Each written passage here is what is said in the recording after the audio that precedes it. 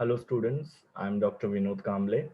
इस वीडियो के अंदर हम लोग तीन इकोनॉमिक एक्टिविटीज का डिस्टिंग्विश देखने वाले हैं, जो है बिजनेस, प्रोफेशन और एम्प्लॉयमेंट के बारे में। ओके, जिसके बारे में ऑलरेडी हम लोग ने फीचर्स में पढ़ा हुआ है। अभी हम लोग डिस्टिंग्विश फॉर्म में देखने वाले हैं। सबसे पहले बिजनेस क्या होता है। तो बिजनेस एक इकोनॉमिक एक्टिविटी है जहाँ पे गुड्स एंड सर्विसेज को एक्सचेंज किया जाता है। एक्सचेंज का मतलब क्या होता है? बाइंग एंड सेलिंग किया जाता है। ओके, और क्यों किया जाता है? With the aim of earning profit. तो जहां पे गुड्स एंड सर्विसेज को एक्सचेंज किया भी जाता है to earn the profit is called as business. Now what is profession? Now profession के अंदर क्या होता है? एक प्रोफेशनल पर्सन होता है जिसके पास कुछ एजुकेशनल नॉलेज होता है, स्पेशल स्किल्स होती है, जिसके द्वारा वो क्या करता है, अपने क्लाइंट जो होते हैं उनको स्पेशलाइज सर्विस देते हैं और उसके बदले में उनसे फीस लेते हैं। ये सुनो, जैसे प्रोफेशनल पर्सन के पास एजुकेशनल नॉलेज होता है, जैसे डॉक्टर है तो डॉक्टर के पास एमबीबीएस या उसके जो दवाई है उसका नॉलेज होता है। ओके, उनके पास स्पेशल स्किल्स होते हैं कि कैसे कस्टमर को ट्रीट किया जाता है, कैसे उसकी बीमारी ठीक की जाती है। ओके, सो प्रोफेशनल पर्सन के पास एजुकेशनल नॉलेज होता है, स्पेशल स्किल्स होता है, जो वो स्पेशलाइज सर्विस अपने क्लाइंट को ऑफर करके उसके बदले में उनको फीस मिलता है। एम्प्लॉयमेंट का मतलब क्या होता है? एम्प्लॉयमेंट एक तरीके का कॉन्ट्रैक्ट होता है एक एम्प्लॉयर या कंपनी और एम्प्लॉय के बीच में, जहाँ पे एम्प्लॉय को कुछ ड्यूटीज परफॉर्म करनी होती है। ड्यूटी परफॉर्म करना मतलब काम करना जो उसकी कंपनी ने उसको असाइन किया हुआ है या जो कंपनी बॉस ने उसको बोला हुआ है, और उसके बदले में उसको सैलरी या वेजेस मिलते हैं। तो ये तीनों का मीनिंग आप लोगों को याद रखना है कि exchange of goods and services for earning profit is called as business. Professional person having educational knowledge and special skills offering special services to the client for fees is called as profession.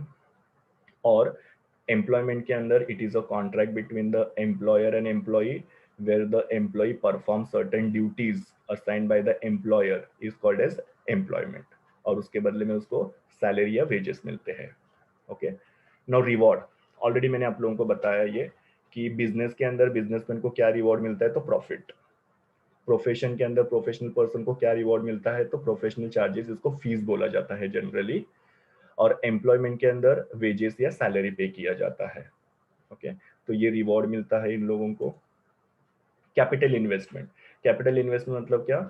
जो पैसा business के अंदर invest किया जाता है। तो businessman को capital invest करना पड़ता है, और कितना कैपिटल की जरूरत पड़ेगी, कितने पैसे की जरूरत पड़ेगी, वो डिपेंड करता है कि किस टाइप का बिजनेस कर रहा है और कितना बड़ा बिजनेस है। अगर बहुत बड़ा बिजनेस रहेगा तो ज्यादा कैपिटल लगेगा।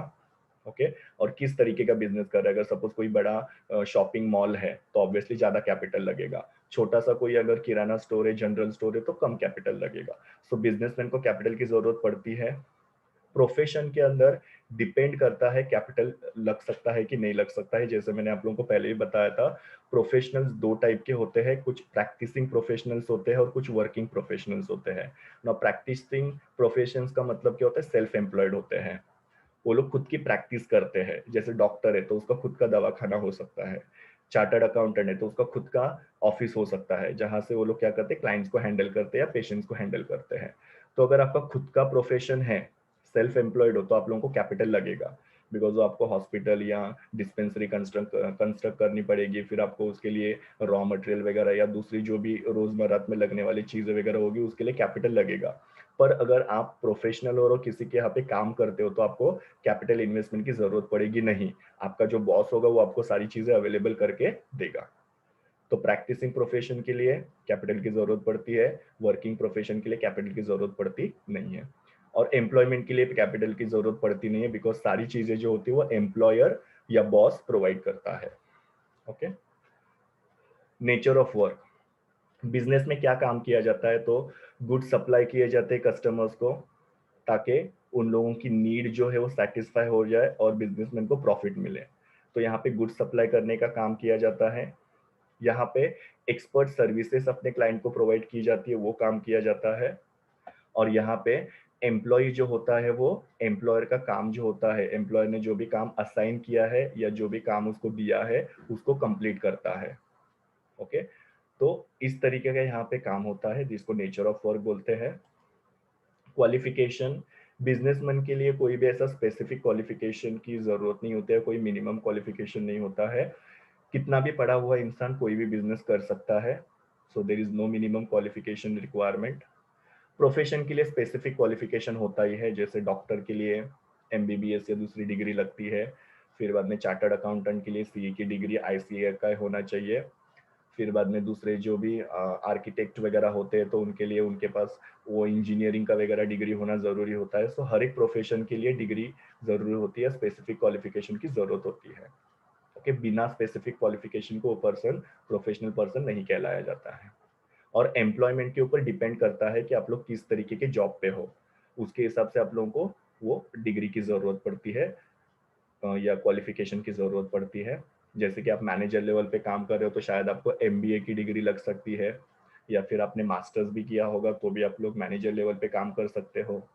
अगर आप सपोज क्लर्क के इसमें हो तो आपको बैचलर डिग्री होगा तो भी चल सकता है। बैचलर डिग्री मतलब 15 तक पढ़े रहोगे तो भी चलता है। तो it is depend on the nature of job. Decision making, business के अंदर बिजनेसमैन को अपने सारे डिसीजंस लेने का फ्रीडम होता है, और उसको हर दिन क्या करना पड़ता है, डिसीजंस लेने पड़ते हैं। ओके, सो यहाँ पे डिसीजन मेकिंग पावर होता है बिजनेसमैन के पास।